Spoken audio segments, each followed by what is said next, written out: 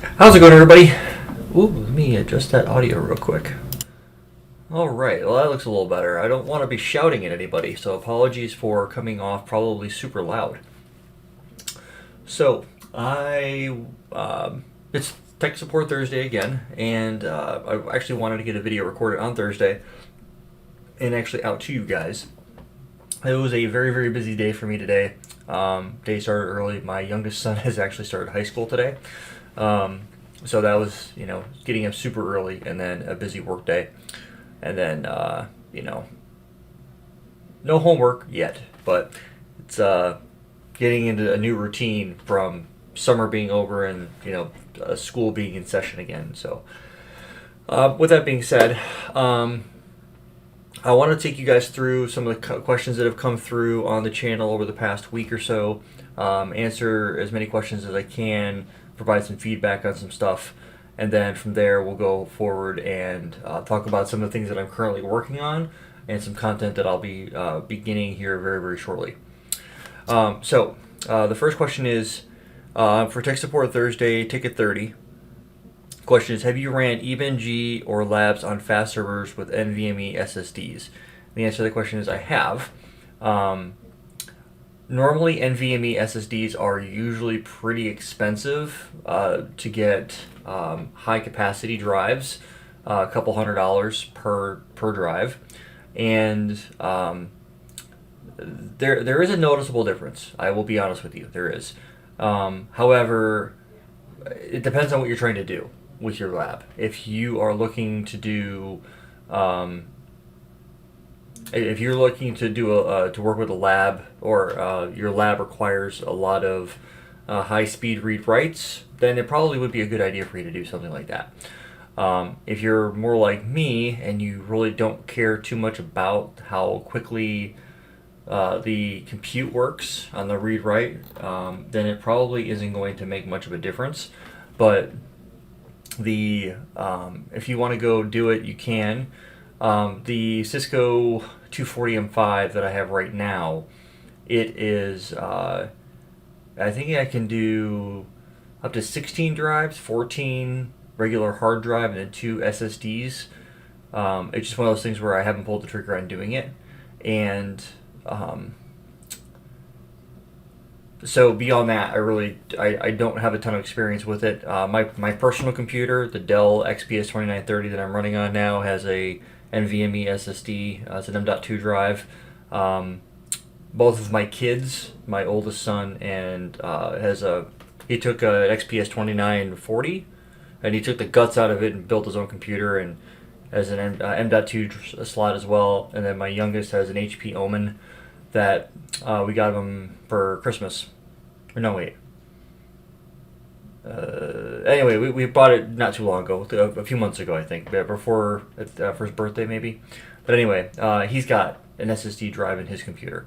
It's good for that. It's a fast boot in most cases. But you'd have to do some research as to what actual drive you'd want. I am not a storage engineer, so I really can't give you specifics on that. So another question from Tech Support Thursday, Ticket 30, Thursday. Hi Rob, thank you for your support. Can you please advise an external hard drive which is good to run ESXi VM's labs? So for the longest time, let me think back how I did that. So for a long time, I would leverage VMware Workstation to do all of my VMware training for literally everything. ESXi, a lot of the data center specific stuff, until I started digging into NSX a few years ago and started working with that. So what I would end up doing is I would install Windows Server so I could RDP into the box, and then I would install Workstation Pro, and then from there I would have an external hard drive that I'd plug in. It'd be like a 2 terabyte drive, and I would use that as my external storage. So yes, it does work. That's exactly how I would do it.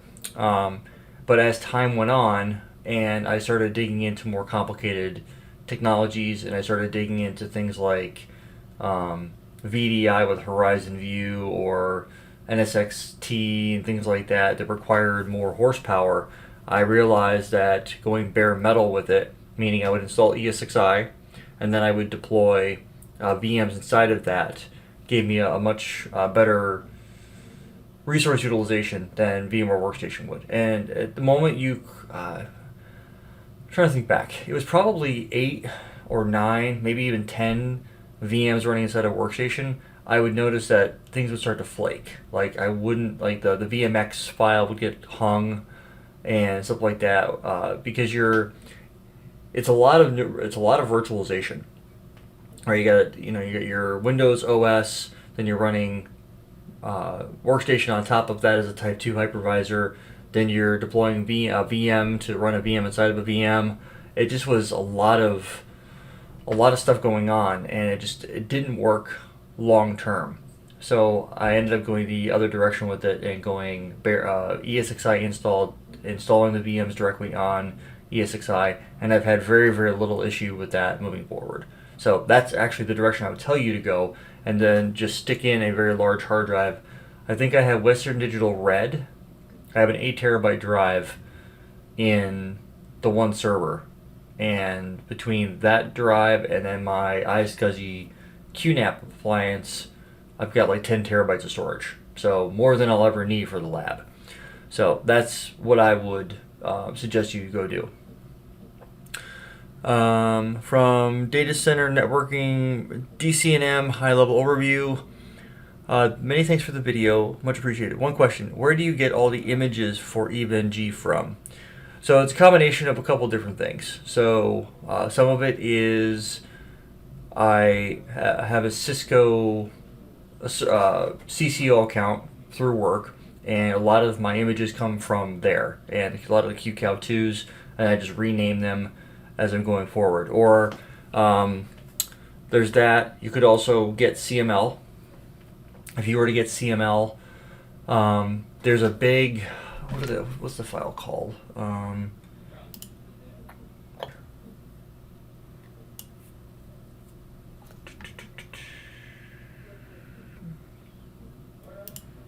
Is it on this computer?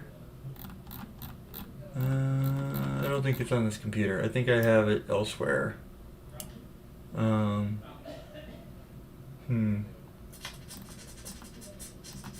me think here for a second where that would be. OVAs.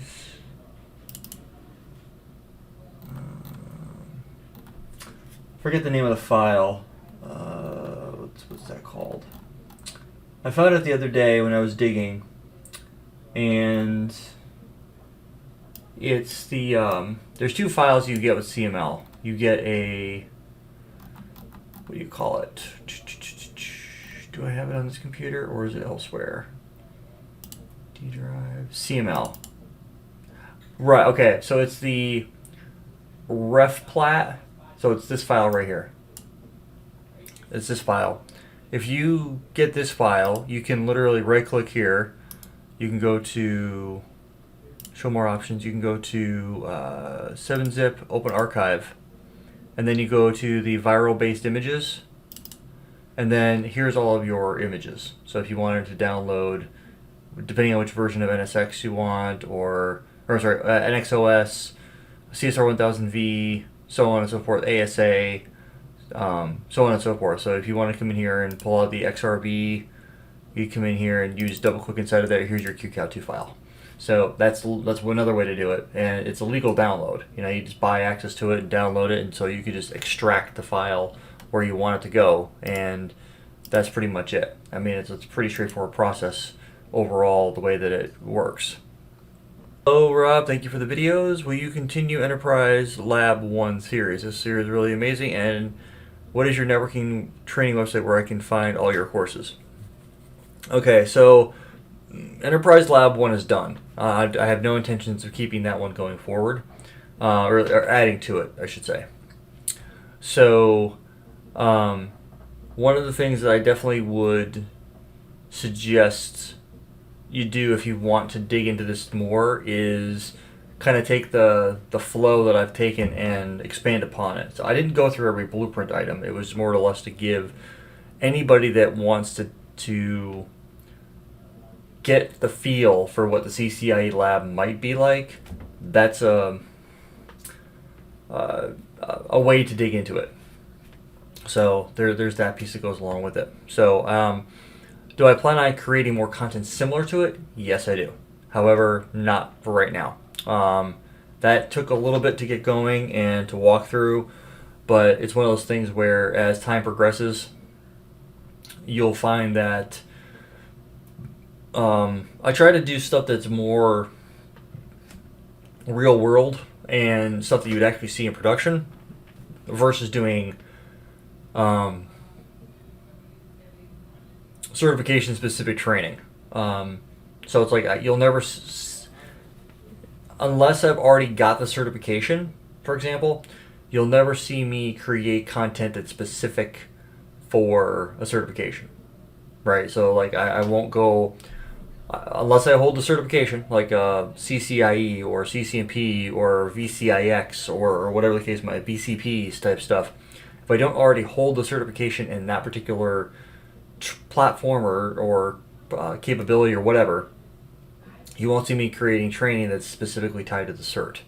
Now, that doesn't stop me from creating content that's based off of a particular platform. For example, I'd love to dig into Firepower more or Fortinet and stuff like that, or another platform that's out there. There's interest in doing that type of stuff, but the bottom line is if I don't already have the certification in there, I won't gear it as a certification course. I'll be like, okay, let's Fortinet. How does it work? And then just walk you through and how just kind of stand it up, get everything working. Same thing with like FTD, Palo Alto. You know, I'm not heavily certified in these areas, but I do work with the platforms. So for me, it's one of those things where I just go through the process and learn them, and create content around it.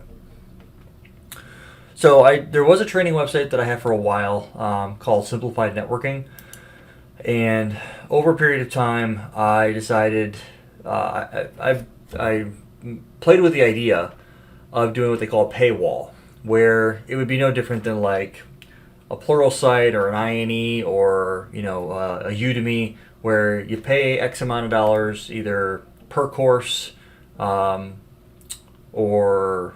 something along those lines, and then you would get access to the content. And so that worked out for the most part, but it's just one of those things where it would be technically a second place for me to administrate the content that I create. So I like putting it up on YouTube versus a dedicated training site, because YouTube does allow me to monetize all the content that I put out there, and then I have subscriptions available and stuff like that that people can join as a membership, or I should say, I have a membership that people can join to download the content that is available, and then if somebody doesn't have the availability, it could be a country-specific restriction or whatever the case might be. I try to work with those folks on the side and get them the content that they're looking for. So the problem with having a training site is it's a lot of work to maintain, and I honestly just don't have the ambition to want to maintain a training site. Maybe if I had absolutely nothing else better to do with my time, and I have a lot of other interests outside of work that I've picked up and I like to do, and that doesn't require me to be in front of the computer all the time anymore. So that's more or less the driver for that. But and I don't make enough money on a lot of the stuff to be like, hey, Tom, I'd love for you to, on a few hours a week, if you wouldn't mind getting paid like, I don't know, $30 an hour to maintain and update the website. You'd come in here, as more content is created, and then go through all the steps in order to get that done. It's the squeeze isn't worth the juice for me on that. So it's easier not to deal with it. I'd love to have my own dedicated training site, but the reality of it is the drive just isn't there. So another question that was, hi Rob, do members get access to the document or just the lab topology? you would get access to everything. So the videos are always free. I'd have to go check to see what's um, in the Google Drive, because it's literally what you get access to. It's Google Drive. I'd have to see what's actually up there, because it's been a while since I've looked. So I'll come back to this one here in a little bit and what I'm working on, because this will actually answer some questions that people are asking. So the next question was any alternative. So on Nexus Data Center, MPLS VPN, it says any alternative to run MPLS Layer 2 VPN with dynamic label support on Nexus 3K. From what I've researched, it only supports static MPLS. I need dynamic support. I'm trying alternatives to NXOS for this line. Thanks in advance. I don't know. That's a really good question. I would have to try to. I'd have to understand more why you're going that direction. Are you trying to connect? So this is not MPLS Layer 2 VPN. When I created this content, this was Layer 3 VPN, because the border would connect to the outside world, and that's how you would get your connectivity to where you needed it to be.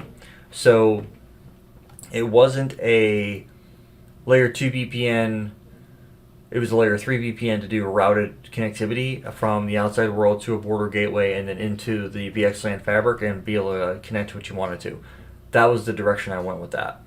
So why you're having the problem, I would need more information than what you've got here. Because I don't ever play with Nexus 3Ks. I only deal with Nexus 9Ks, specifically like the 93.180s, the 93.108s. Those are more leaf switches. Once in a while, the 9336 or 9364s,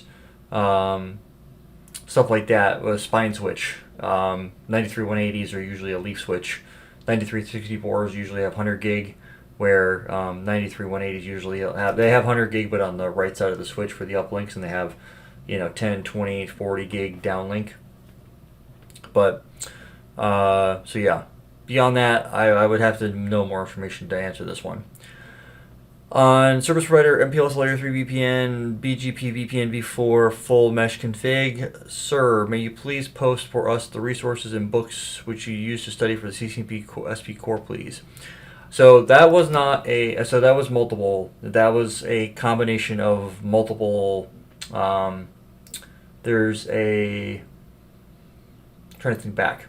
So there was the IP routing on iOS, XE, and XR.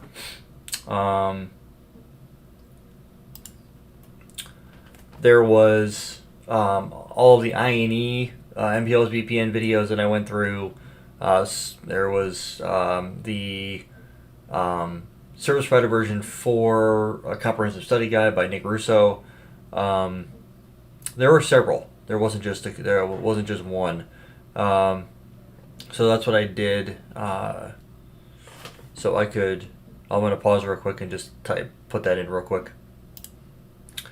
All right, so the next question is from EVPN Multi-Site Overview.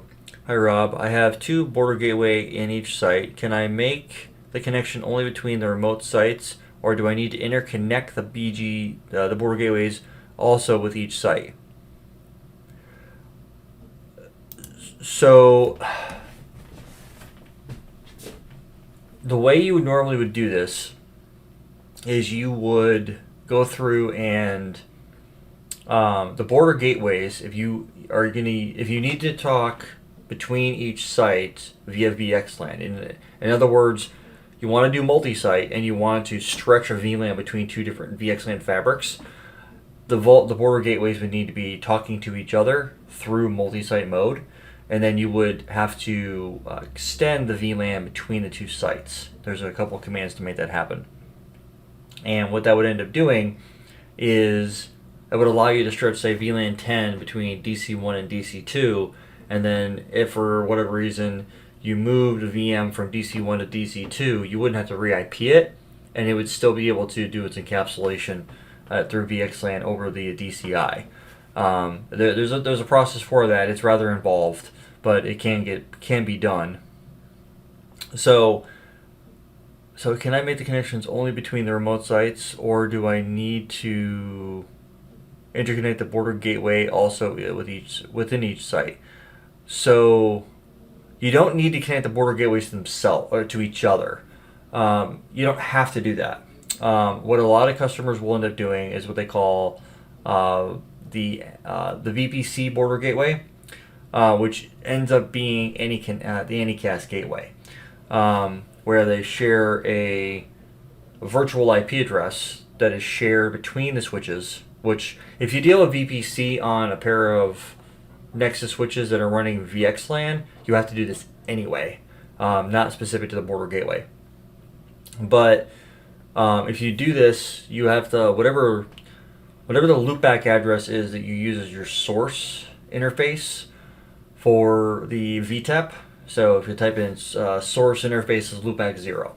Loopback 0 is going to have a unique IP per switch, so /32 per switch, and there's going to be a /32 address that's the same on both switches, so an Anycast address.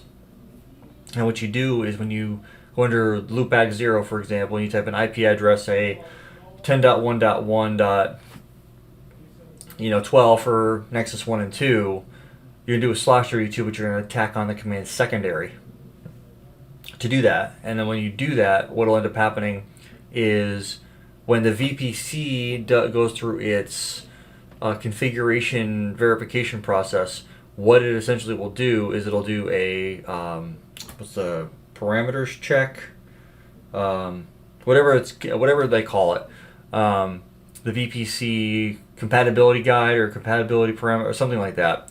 You do show VPC configuration parameters or whatever the command is. You run that command and it'll tell you what's missing. Or if you do just a show VPC, it'll tell you that there's particular information that's missing. So that's essentially what a lot of customers will end up doing. That's how a lot of the customers that I work with that do VXLAN, that's what we end up doing. So we end up doing a VPC border gateway with Anycast VTEPs. So and it allows you to do ECMP. So like consider you have two border gateways at each site. They're VPC'd to each other, and then they talk to each other via EBGP for the loopback address propagation and IPv4 unicast address family, and then you do the layer 2 VPN extension and over the top. And what that allows you to do is extend the communication between the VXLAN fabrics to each other. And instead of you trying to have the leaf switches talking to another leaf switch and having one big VXLAN stretch, you actually terminate on the border gateway. So if you understand how layer 2 VPN works for MPLS option B, then it's essentially the exact same model from an architecture perspective. The only difference is you're dealing with VXLAN encapsulation and not MPLS. So instead of you having to stitch tunnels via layer 2 VPN, you end up going this way here, and it's pretty seamless. So it's not an automatic configuration. You have to configure everything manually. So there's no MPLS BGP forwarding command here. So that's how that piece would come into play. But that in and of itself can get complicated. I'd have to see what you've got going on in order to advise you more clearly. But essentially, based off the way I'm interpreting it, that's essentially what you're asking, is if I'm taking that right. So on SD-WAN 5, bringing up MPLS transport. Hey Rob, I know it's been 2 years later, but I built the same lab and having issues and having an issue with my dual site. The MPLS link is showing down, but they are able to ping each other via MPLS. Why? At my dual site, the two edge devices show BFD session 6 and 7, where all others are BFD session 7. That's a good question. I don't know. It's been so long since I've done that. I don't remember what exactly that I did. I mean, I can visualize the topology in my head and how I had to set that up and simulate a private WAN connection. But specifically why you're running into that problem, I actually have no idea. I was 18.4 code at the time, which is the same version of code if you're going for your CCIE enterprise. That's the version of code the last time I checked, that you're going to get tested on. So I have not gone beyond that. So NSXT 3.1 video 2. Good work. Where is 001? Is this the first video of the series? I don't remember. Let me take a quick peek. Playlists.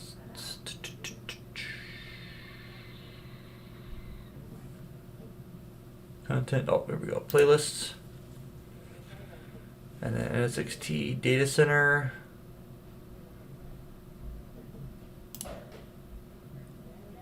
Videos. Oh, I guess it is the first. It probably was going to be an introductory video. But I just didn't release it or what have you, or I don't remember. It's been a while. So that was about almost a year ago. I don't remember, to be honest with you. MPLS Layer 3 VPN 5, IBGP VPN v4 route reflector. Your labs are very awesome. Thank you, bro. You are welcome. User, that's an interesting name. From the live stream MPLS VPN, I remember doing that. That was a cool video. If it is possible to get the initial configuration of all instruments? Thanks. Unfortunately, no. I don't have that available to me anymore. One second here. Let's take a look at that topology. Whoop. Do I have a... Oh, I was whiteboarding at that moment.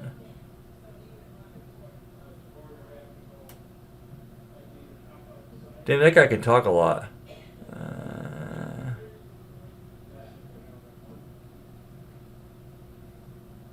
Is there not a shot of the topology?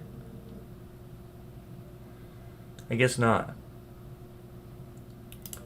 What was I talking about here?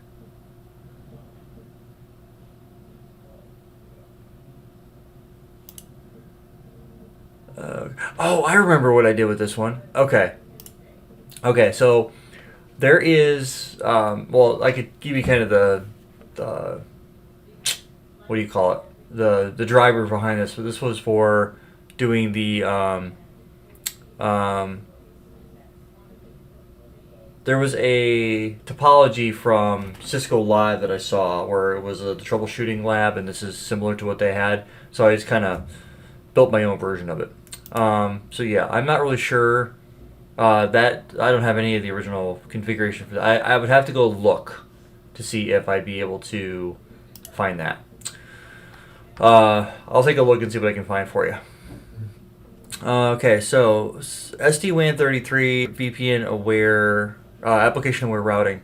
I've tinkered with this for a few days because it was either working or the BFD settings weren't conducive to a fast enough reaction time to not be unbearable in a lab. If you're not seeing things happen as fast as old Rob here, tune your BFD settings. Okay, it's a little shot at me, but that's okay. I'll take it. Also, be aware that the tool for simulating flows is kind of broken. Saw it in a Cisco U Live demo, and that made things click for me when I was seeing the same thing. Send actual traffic through the verify policy functionality. Even then, application aware routing is kind of trash because unless you're willing to just drop everything, your only other option in the event of a degraded link is to load balance across both the degraded and non-degraded link. Trash. Yeah, I thought it was kind of funny because I gave him a heart because I thought it was kind of funny how he, talk a little smack, but, so yeah, I can't really help you there. I really don't know. Nexus Dashboard 1 OBA version 9.2.3 deployment. We need at least 3 VMs to run ND, correct? No, you do not. It's recommended, and if you want to get TAC support, I believe it's 3. It's a 3-node cluster, and then you would join them together. However, in the event that you want to just run one Nexus Dashboard deployment, you can, and that will work just fine. That's exactly how I deployed this. However, just remember you need 16 CPUs and 64 gigs of RAM in order for that to work. So if you don't have that amount of resources, I definitely don't suggest you trying to run three of those. It's not like NSXT Manager where you need four CPUs and 16 gigs of RAM. So you could theoretically make that happen, but in the reality of it is you're not going to. So that is the situation at hand with that. So you only need one, and that's the beauty of it. Now that we've gone over that, let me talk briefly about what else I've got going on. So this goes back to this person's comment about right here. Encore and RC and all that type of stuff. So I was thinking about this the other day, and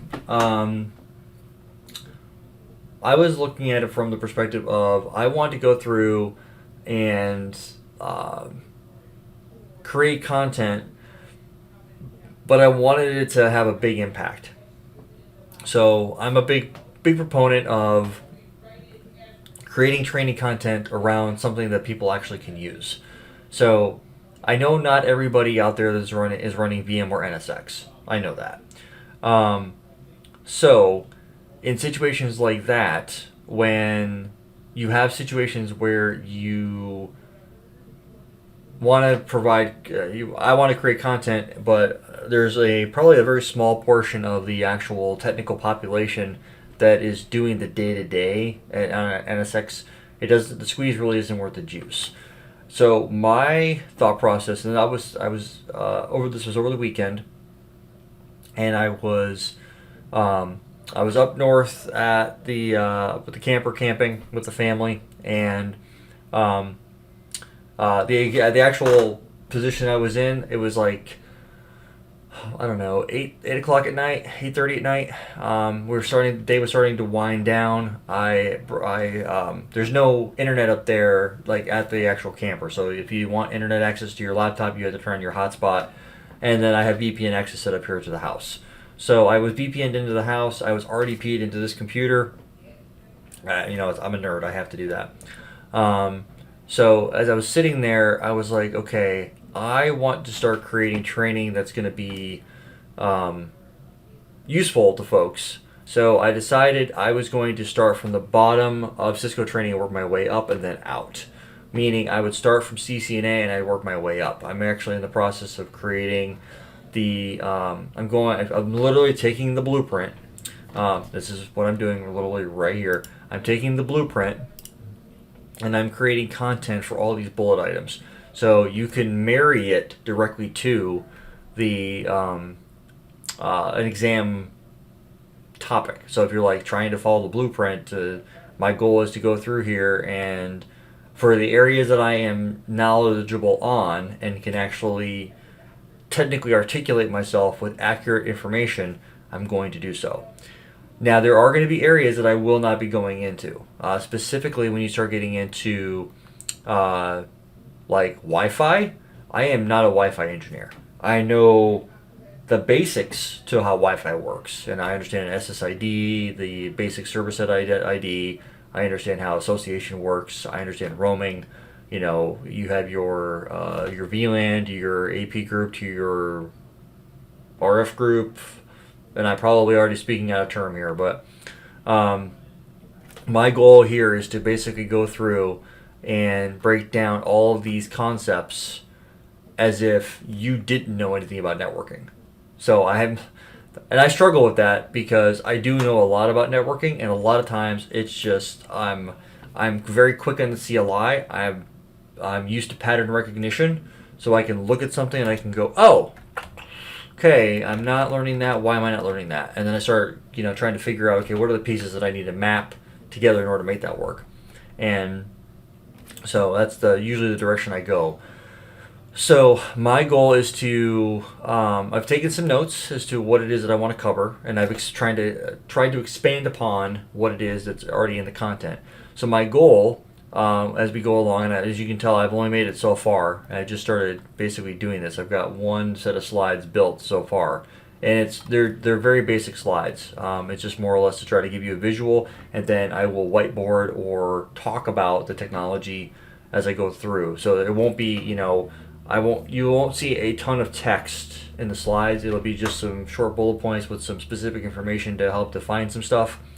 But then it'll be a lot of whiteboarding, and you guys will have to take it upon yourself to ask questions and things like that in the comments, and I'll create Tech Support Thursday videos out of those questions to try to articulate things better. I might have to create more content, so I don't know how far to take it.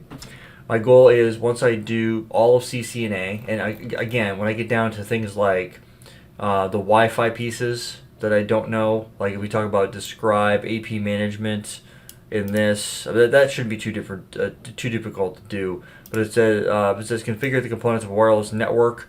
I really don't have the ability of doing that. So I'm going to, I'll talk about it briefly in a video. I'll be like, okay, if this is something you want to go do, I suggest you go read the documentation on this particular version of code. And if you have the means and the ability to do so, maybe it's a good idea for you to go buy some hardware. Go buy a wireless LAN controller, go buy a switch, go buy an access point, and put together your own basic network.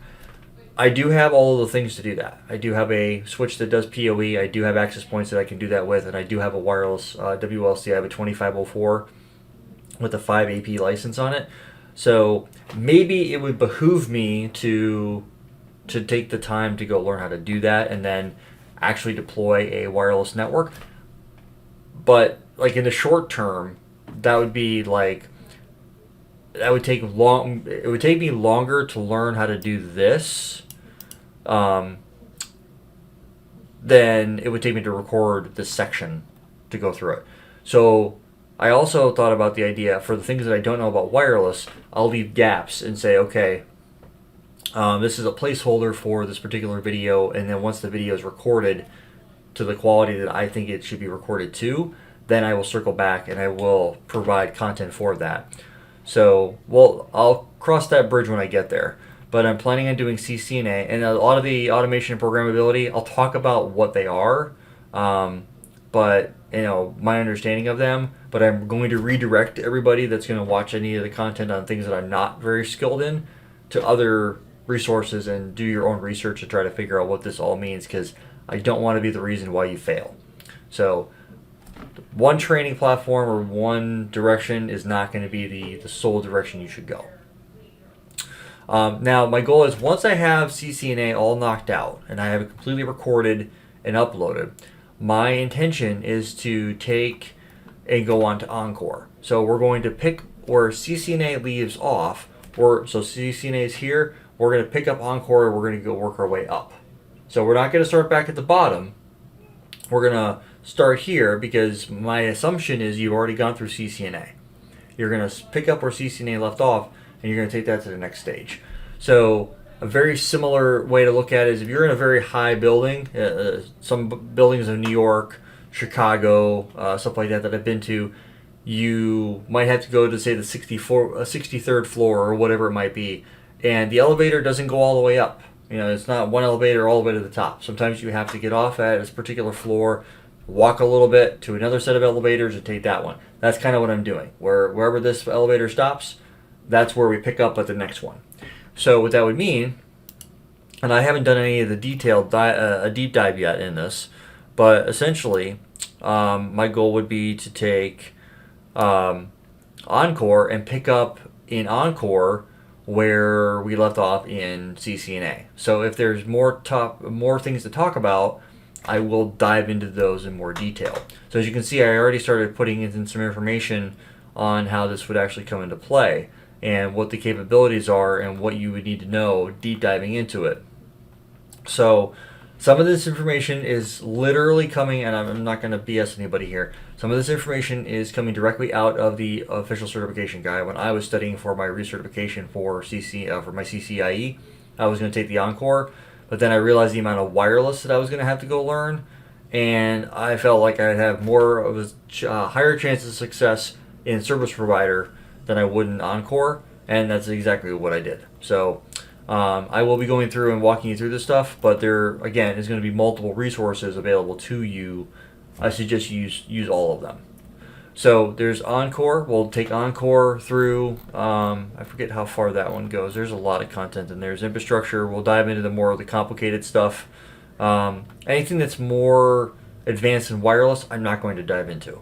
I'm gonna try to do my best to dive into the configuration pieces that you need to understand and the how they work. If I can dive into a particular topic, I'm going to. If I would have to go learn it first and then go teach it, I'm going to bypass it and just tell you to go do some research in your own area.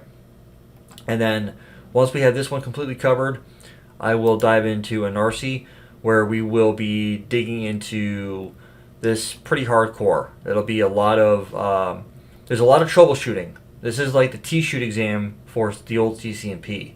So I will be walking you through how a lot of stuff works. This will be a deeper dive. So if you notice in Encore, where is it? In CCNA, let me scroll back up here, scroll down here real quick. In CCNA, you'll notice that right here, they keep the routing very, very, very bland, very vanilla. So it's configure and verify single area OSPF, neighbor adjacencies, point to point, broadcast domain, or broadcast network type, DR selection. Nothing fancy. You go to Encore, and you see that you compare routing concepts of EIGRP and OSPF, advanced distance vector versus link state, load balancing, path selection, path operations, metrics. Configure and verify simple OSPF environments, including multiple normal areas, summarization, filtering, neighbor adjacency, point-to-point, and broadcast interface. Verify eBGP directly connected neighbors. So again, very simple, nothing complicated. So, which would imply to me, you've got an eBGP peering out to some provider, whether MPLS or to the internet, and then you're probably taking that default route that you're getting, or the BGP routes from your MPLS provider, and you're redistributing BGP into OSPF. Some very simple redistribution process. Those are the things we're going to be diving into as well. So what I plan on taking and doing when you get into this is fully going through in CCNA, fully doing a basic OSPF rollout because I'm trying to stick to the blueprint. Encore, do a full rollout of EIGRP and OSPF, and then a basic rollout of BGP based off of what's going on here. And then in an RC, taking that stuff to the next level because you're going to be expected to troubleshoot all these things right here. This is a very good layout of what you need to know for your CCNP. Troubleshoot everything with the EIGRP, troubleshoot everything with OSPF, troubleshoot everything with BGP. So you're going to need to know how to do all of these things. So that means we're going to have to go through all of those things in Encore. So we're going to definitely take it further. So I say we're going to stick to the blueprint. We're going to hit the blueprint bullet point topics, but then we're going to go, okay, well here's, in addition to an RC, here's all the additional stuff that you need.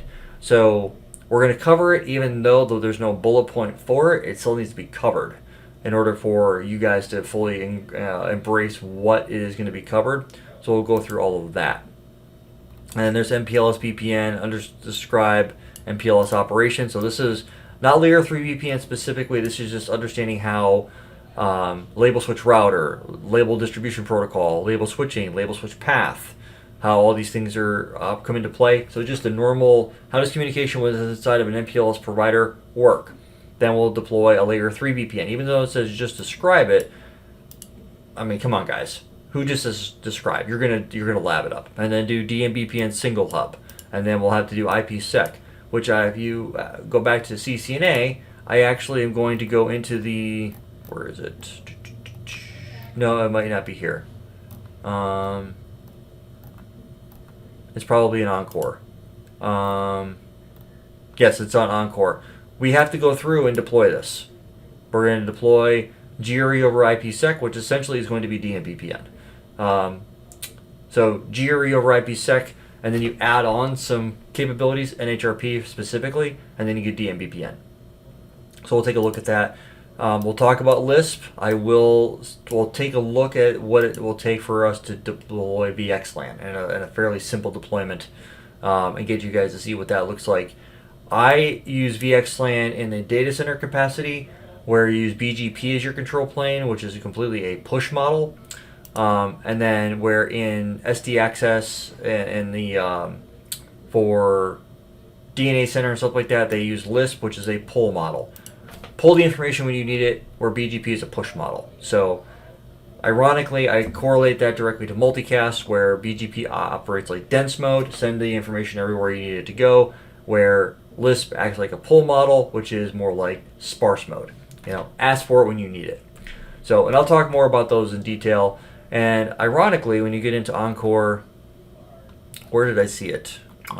Maybe it's in infrastructure.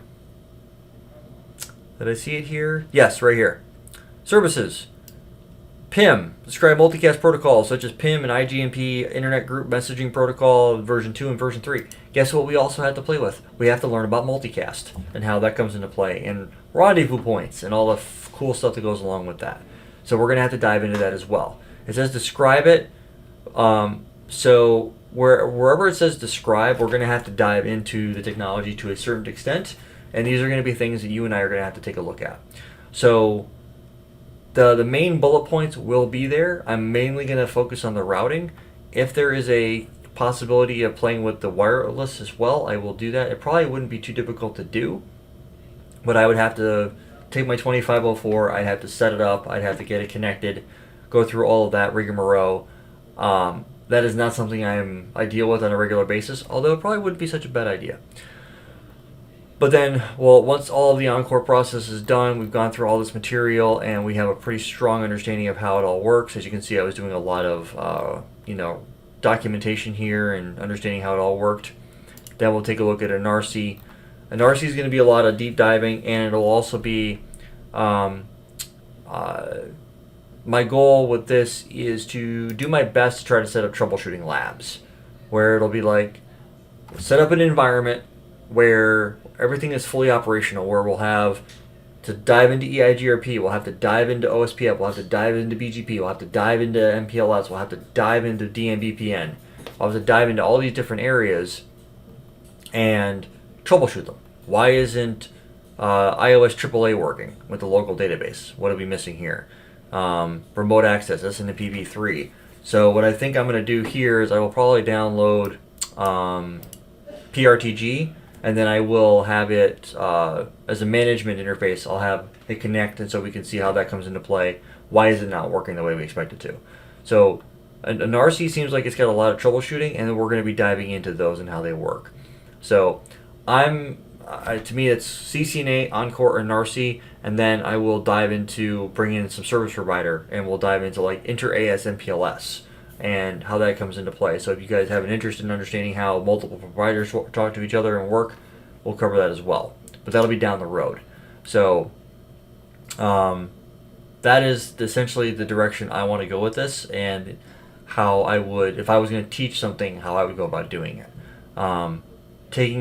Looking at it from what I know from going through the CCIE prep, that's what you really need to understand. And it goes deep very, very quickly, and how we would accommodate those capabilities and getting them all operational and stuff like that. So, again, it's a lot to cover, but it's going to be done in a manner of, we'll cover the blueprint items, especially at the CCNA level. I'm going to stick as close to the blueprint as I possibly can, because I don't expect anyone watching the content to have the intrinsic understanding already. You need to build that first. So my goal is to try to take this as slow and steady as I can, try to articulate the information that you guys need to know in order to grow your networking knowledge. That is my goal. So if you guys are interested in that, like, share, subscribe, all that good stuff that goes along with it. Comment that you're looking forward to it. My goal is to make the videos will always be for free. My plan is to take any of the topologies, the running configurations, anything that's relevant to you guys. I will put that in Google Drive. You'll be able to hit the join button, and I will figure out a way for those of you that cannot join the membership to be able to gain access to the material that I'm creating Maybe I create a Patreon. I don't know. I'm not sure exactly how far I'm going to take that, but we'll see what it goes. But I'm going to break this down based off of the blueprint and work my way through it. So this will probably take some time. Don't expect it out next month. So, but it's one of those things where if you're already working on the material, this will probably be a good coverage of the information you're going to need, and it's going to expand on itself. So, with that being said, I want to thank you guys for stopping by and hanging out with me in this video. Until next time, guys, take it easy.